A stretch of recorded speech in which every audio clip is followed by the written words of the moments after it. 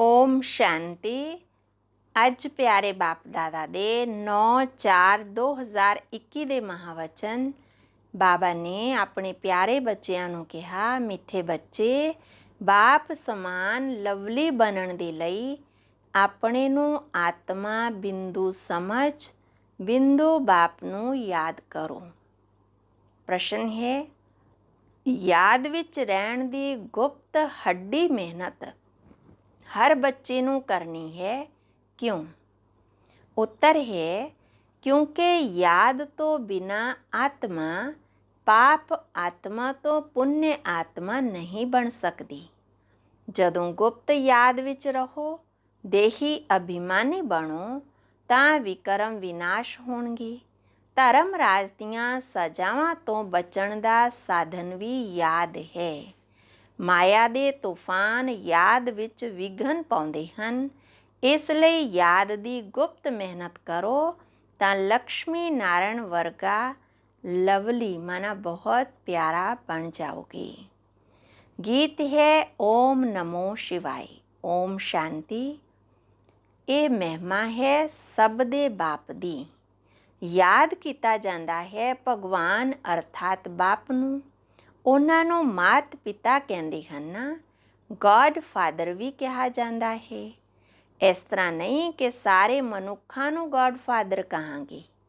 ਬਾਬਾ ਤਾਂ ਲੌਕਿਕ ਬਾਪ ਨੂੰ ਵੀ ਕਹਿੰਦੇ ਹਨ, ਲੌਕਿਕ ਬਾਪ ਨੂੰ ਵੀ ਪਿਤਾ ਕਹਿੰਦੇ। ਲੌਕਿਕ ਬਾਪ ਜਿਸ ਨੂੰ ਕਹਿੰਦੇ ਹਨ ਉਹ ਵੀ ਫਿਰ ਪਰਲੌਕਿਕ ਬਾਪ ਨੂੰ ਯਾਦ ਕਰਦੇ ਹਨ। ਅਸਲ ਵਿੱਚ ਯਾਦ ਕਰਨ ਵਾਲੀ ਹੈ ਆਤਮਾ जो लौकिक बाप नू भी याद करती है। वो आत्मा अपने रूप नू आक्यूपेशन नू नहीं जानती है। अब हुण अपने आप नू आत्मा जानना और आक्यूपेशन नू जानना बाबा कहते ये बहुत ज़रूरी है। आत्मा अपने नू ही नहीं जानती तो गॉड फादर नू मन अपने पिता नू किवें जान जाएगी। अपने लौकिक फादर नू तां सारे जानते हैं, ਉਸ ਤੋਂ ਵਰਸਾ ਮਿਲਦਾ ਹੈ, ਨਹੀਂ ਤਾਂ ਯਾਦ ਕਿਵੇਂ ਕਰਨ। ਪਰਲੌਕਿਕ ਬਾਪ ਤੋਂ ਜ਼ਰੂਰ ਵਰਸਾ ਮਿਲਦਾ ਹੋਵੇਗਾ। ਕਹਿੰਦੇ ਹਨ ਉਹ ਗॉड ਫਾਦਰ। ਉਹਨਾਂ ਤੋਂ ਰਹਿਮ ਖਸ਼ਮਾ ਮੰਗਦੇ ਹਨ, ਮਾਫੀ ਮੰਗਦੇ ਹਨ, ਕਿਉਂਕਿ ਪਾਪ ਕਰਦੇ ਰਹਿੰਦੇ ਨਾ ਤਾਂ ਇਹ ਵੀ ਡਰਾਮਾ ਵਿੱਚ ਨੁੰਦ ਹੈ। ਪਰੰਤੂ ਆਤਮਾ ਨੂੰ ਜਾਣਨਾ ਅਤੇ ਫਿਰ ਪਰਮਾਤਮਾ ਨੂੰ ਜਾਣਨਾ ਇਹ ਮੁਸ਼ਕਲ ਸਬਜੈਕਟ ਹੈ। आसान तो आसान भी है, परंतु औखे तो औखी भी है। बेशक किन्ना भी साइंस आदि सिखदे, परंतु चंद्रमा तक चले जाते। बाबा कहते जिस नाल चंद्रमा तक चले जाते तो इस नॉलेज दे अगे तो वो भी तुच्छ है, माना कुछ भी नहीं है। अपने नू अते बाप नू जानना बड़ा मुश्किल है। जो भी बच्चे अपने नू ब्रह्मा कुमार कुमारी कहाउंदे ਉਹ ਆਪਣੇ ਨੂੰ ਆਤਮਾ ਨਿਸ਼ਚੈ ਕਰਨ। ਮੈਂ ਆਤਮਾ ਬਿੰਦੀ ਹਾਂ, ਸਾਡਾ ਬਾਪ ਵੀ ਬਿੰਦੀ ਹੈ, ਇਹ ਭੁੱਲ ਜਾਂਦੇ ਹਨ। ਇਹ ਹੈ ਮੁਸ਼ਕਲ ਸਬਜੈਕਟ। ਆਪਣੇ ਨੂੰ ਆਤਮਾ ਹੀ ਭੁੱਲ ਜਾਂਦੇ ਤਾਂ ਬਾਪ ਨੂੰ ਯਾਦ ਕਰਨਾ ਵੀ ਭੁੱਲ ਜਾਂਦੇ। ਦੇਹੀ ਅਭਿਮਾਨੀ ਬਣਨ ਦਾ ਅਭਿਆਸ ਨਹੀਂ ਹੈ। ਆਤਮਾ ਬਿੰਦੀ ਹੈ, ਉਸ ਵਿੱਚ 84 ਜਨਮਾਂ ਦਾ ਪਾਠ ਨੁੰਦਿਆ ਹੋਇਆ ਹੈ। ਜੋ ਮੈਂ ਆਤਮਾ ਵੱਖ-ਵੱਖ ਸਰੀਰ ਲੈ ਕੇ ਪਾਰਟ ਵਜਾਉਂਦੀ ਹਾਂ, ਇਹ ਘੜੀ ਘੜੀ ਭੁੱਲ ਜਾਂਦਾ ਹੈ। ਮਨਾ ਬਾਰ-ਬਾਰ ਯਾਦ ਨਹੀਂ ਰਹਿੰਦਾ, ਬਾਰ-ਬਾਰ ਭੁੱਲ ਜਾਂਦਾ ਹੈ। ਮੁੱਖ ਗੱਲ ਤਾਂ ਇਹ ਸਮਝਣ ਦੀ ਹੈ। ਆਤਮਾ ਅਤੇ ਪਰਮਾਤਮਾ ਨੂੰ ਸਮਝਣ ਤੋਂ ਇਲਾਵਾ ਬਾਕੀ ਨੌਲੇਜ ਤਾਂ ਸਭ ਦੀ ਬੁੱਧੀ ਵਿੱਚ ਆ ਜਾਂਦਾ ਹੈ। ਅਸੀਂ 84 ਜਨਮ ਲੈਂਦੇ ਹਾਂ, ਸੂਰਯਵੰਸ਼ੀ, ਚੰਦਰਵੰਸ਼ੀ, ਵੈਸ਼ਯਵੰਸ਼ੀ, ਸ਼ੂਦਰਵੰਸ਼ੀ ਬਣਦੇ। ਇਹ ਚੱਕਰ ਤਾਂ ਬਹੁਤ ਸਹਿਜ ਹੈ, ਸਮਝ ਜਾਂਦੇ ਹਨ, ਪਰੰਤੂ ਸਿਰਫ ਚੱਕਰ ਨੂੰ ਜਾਣਨ ਨਾਲ ਤਾਂ ਇੰਨਾ ਫਾਇਦਾ ਨਹੀਂ ਹੈ ਜਿੰਨਾ ਆਪਣੇ ਆਪ ਨੂੰ ਆਤਮਾ ਨਿਸ਼ਚੈ ਕਰ ਬਾਪ ਨੂੰ ਯਾਦ ਕਰਨ ਵਿੱਚ ਫਾਇਦਾ ਹੈ। ਮੈਂ ਆਤਮਾ ਸਟਾਰ ਹਾਂ, ਫਿਰ ਬਾਪ ਵੀ ਸਟਾਰ ਅਤੀ ਸੂਖਮ ਹੈ। ਉਹੀ ਸਦਗਤੀ ਦਾਤਾ ਹੈ, ਉਸ ਨੂੰ ਯਾਦ ਕਰਨ ਨਾਲ ਹੀ ਵਿਕਰਮ ਵਿਨਾਸ਼ ਹੁੰਦੇ ਹਨ। ਇਸ ਤਰੀਕੇ ਨਾਲ ਕੋਈ ਵੀ ਨਿਰੰਤਰ ਯਾਦ ਨਹੀਂ ਕਰਦੇ। ਬਾਬਾ ਕਹਿੰਦੇ ਜਿਸ ਵਿਧੀ ਨਾਲ ਯਾਦ ਕਰਨਾ ਚਾਹੀਦਾ ਹੈ ਤਾਂ ਬੱਚੇ ਉਸ ਤਰੀਕੇ ਨਾਲ ਯਾਦ ਨਹੀਂ ਕਰਦੇ। ਦੇਹੀ ਅਭਿਮਾਨੀ ਨਹੀਂ ਬਣਦੇ, बार बार ये याद रहे कि मैं आत्मा हाँ। बाप ਦਾ ਫਰਮਾਨ ਹੈ, ਮੈਨੂੰ ਯਾਦ ਕਰੋ ਤਾਂ ਵਿਕਰਮ ਵਿਨਾਸ਼ ਹੋਣਗੇ। ਮੈਂ ਬਿੰਦੀ ਹਾਂ, ਇੱਥੇ ਪਾਠਧਾਰੀ ਆ ਕੇ ਬਣਿਆ ਹਾਂ। ਮੇਰੇ ਵਿੱਚ 5 ਵਿਕਾਰਾਂ ਦੀ ਕੱਟ ਚੜੀ ਹੋਈ ਹੈ। ਆਇਰਨ ਏਜ ਵਿੱਚ ਹਾਂ, ਹੁਣ ਗੋਲਡਨ ਏਜ ਵਿੱਚ ਜਾਣਾ ਹੈ। ਇਸ ਲਈ ਬਾਪ ਨੂੰ ਬੜੇ ਪਿਆਰ ਨਾਲ ਯਾਦ ਕਰਨਾ ਹੈ। ਇਸ ਰੀਤੀ ਬਾਬਾ ਨੂੰ ਯਾਦ ਕਰੋਗੇ ਤਾਂ ਕੱਟ ਵੀ ਉਤਰ ਜਾਏਗੀ। ਮਾਨਾ ਜੋ ਜੰਕ ਲੱਗੀ ਹੋਈ ਹੈ ਆਤਮਾ ਤੇ ਉਹ ਵੀ ਉਤਰ ਜਾਏਗੀ। ਇਹ ਹੈ ਮਿਹਨਤ। ਸੇਵਾ ਦੀ ਤਾਂ ਲਬਾਰ ਬਹੁਤ ਮਾਰਦੇ ਹਨ। ਮਾਨਾ ਜਿਵੇਂ ਆਪਾਂ ਕਹਿੰਦੇ ਨਾ ਫੜੀਆਂ ਮਾਰਦੇ ਕਿ ਮੈਂ ਇਹ ਸੇਵਾ ਕੀਤੀ, ਇਹ ਕੀਤੀ। ਬਾਬਾ ਕਹਿੰਦੇ ਬੜੀ ਲਬਾਰ ਮਾਰਦੇ। ਅੱਜ ਇਹ ਸਰਵਿਸ ਕੀਤੀ, ਬਹੁਤ ਪ੍ਰਭਾਵਿਤ ਹੋਏ। ਪਰੰਤੂ ਸ਼ਿਵ ਬਾਬਾ ਸਮਝਾਉਂਦੇ ਹਨ ਆਤਮਾ ਅਤੇ ਪਰਮਾਤਮਾ ਦੇ ਗਿਆਨ ਵਿੱਚ ਕੁਝ ਵੀ ਪ੍ਰਭਾਵਿਤ ਨਹੀਂ ਹੋਇਆ।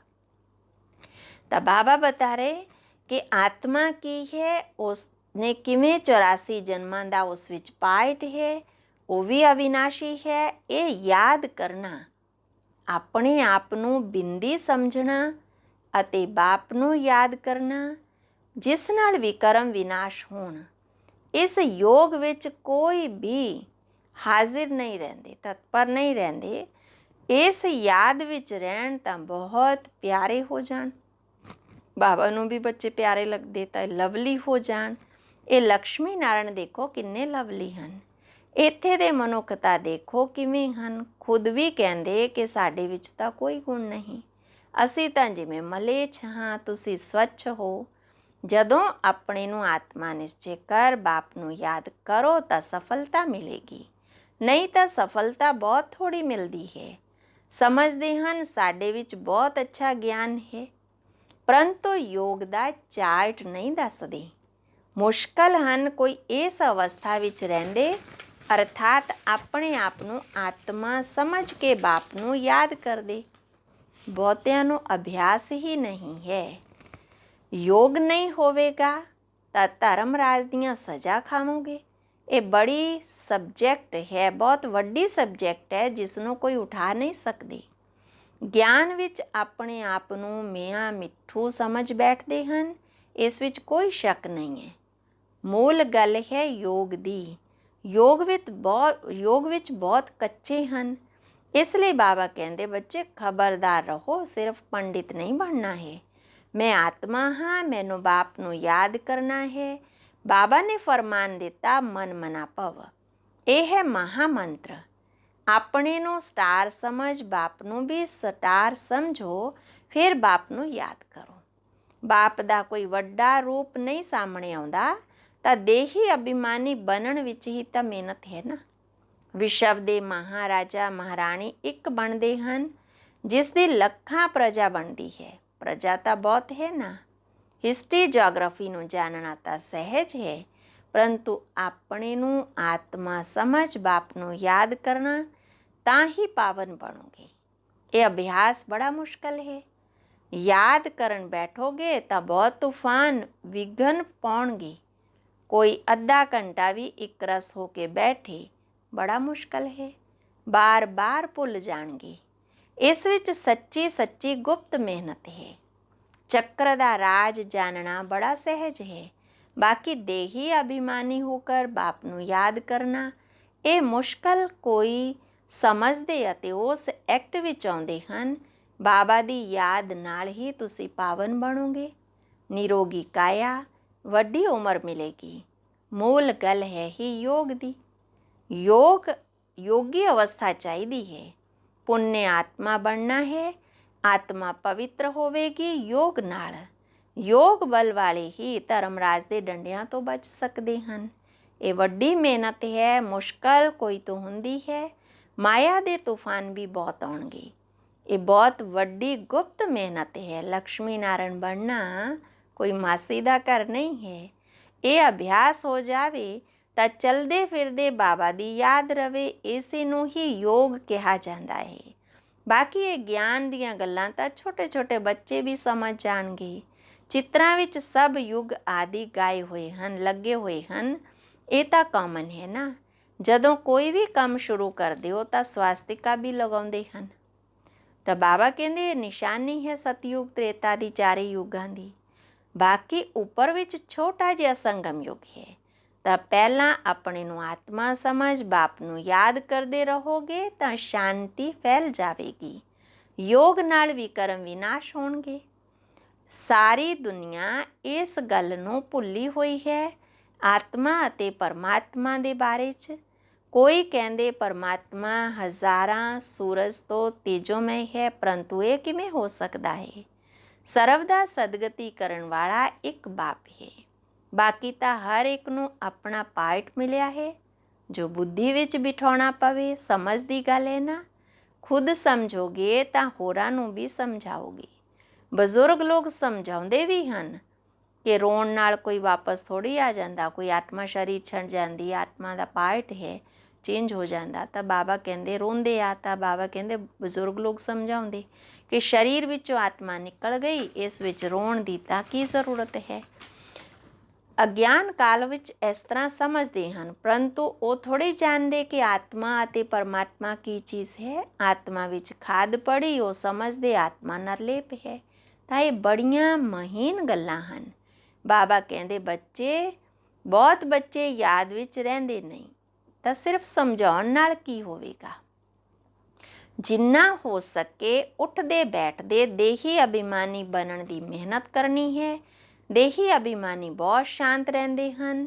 ਹੁਣ ਬ੍ਰਾਹਮਣਾਂ ਨੇ ਵਾਪਸ ਜਾਣਾ ਹੈ। ਬਾਬਾ ਕਹਿੰਦੇ ਕਿ ਤੁਸੀਂ ਮਿਹਨਤ ਕਰਦੇ ਹੋ ਬਾਪ ਤੋਂ ਵਰਸਾ ਲੈਣ ਦੀ।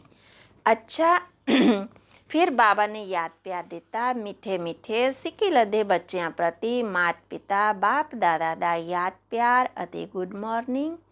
ਰੂਹਾਨੀ ਬਾਪ ਦੀ ਰੂਹਾਨੀ ਬੱਚਿਆਂ ਨੂੰ ਨਮਸਤੇ। ਧਾਰਨਾ ਲਈ ਮੁੱਖ ਸਾਰ ਹੈ। ਪਹਿਲਾ ਪੁਆਇੰਟ, ਧਰਮ ਰਾਜ ਦੀਆਂ ਸਜ਼ਾਵਾਂ ਤੋਂ ਬਚਣ ਦੇ ਲਈ ਯਾਦ ਦੀ ਗੁਪਤ ਮਿਹਨਤ ਕਰਨੀ ਹੈ। ਪਾਵਨ ਬਣਨ ਦਾ ਉਪਾਅ ਹੈ ਆਪਣੀ ਆਤਮਾ ਬਿੰਦੀ ਸਮਝ ਬਿੰਦੂ ਬਾਪ ਨੂੰ ਯਾਦ ਕਰਨਾ। ਦੂਸਰਾ, ਗਿਆਨ ਵਿੱਚ ਆਪਣੇ ਆਪ ਨੂੰ ਮੀਆਂ ਮਿੱਠੂ ਨਹੀਂ ਸਮਝਣਾ ਹੈ। ਇੱਕ ਰਸ ਅਵਸਥਾ ਬਣਾਉਣ ਦਾ ਅਭਿਆਸ ਕਰਨਾ ਹੈ। ਬਾਪ ਦਾ ਜੋ ਫਰਮਾਨ ਹੈ ਉਸ ਨੂੰ ਪਾਲਨ ਕਰਨਾ ਹੈ। ਵਰਦਾਨ, ਸੱਚਾਈ ਸਫਾਈ ਦੀ ਧਾਰਨਾ ਦੁਆਰਾ ਸਮੀਪਤਾ ਦਾ ਅਨੁਭਵ ਕਰਨ ਵਾਲੇ ਸੰਪੂਰਨ ਮੂਰਤ ਭਵ। ਸਾਰੀਆਂ ਧਾਰਨਾਵਾਂ ਵਿੱਚੋਂ ਮੁੱਖ ਧਾਰਨਾ ਹੈ ਸੱਚਾਈ ਅਤੇ ਸਫਾਈ। ਇੱਕ ਦੋ ਦੇ ਪ੍ਰਤੀ ਦਿਲ ਵਿੱਚ ਬਿਲਕੁਲ ਸਫਾਈ ਹੋਵੇ।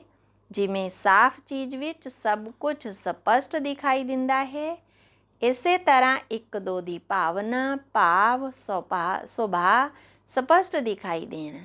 ਜਿੱਥੇ ਸੱਚਾਈ ਸਫਾਈ ਹੈ ਉੱਥੇ ਨਜ਼ਦੀਕਤਾ ਹੈ, ਸਮੀਪਤਾ ਹੈ। ਜਿਵੇਂ ਬਾਪ ਦਾਦਾ ਦੇ ਨੇੜੇ ਹੋ, ਇਸੇ ਤਰ੍ਹਾਂ ਆਪਸ ਵਿੱਚ ਵੀ ਦਿਲ ਦੇ ਨੇੜੇ ਹੋਵੋ, ਮਾਨਾ ਸਮੀਪ ਹੋਵੋ। ਸੁਭਾਅ ਦੀ ਭਿੰਨਤਾ ਸਮਾਪਤ ਹੋ ਜਾਵੇ।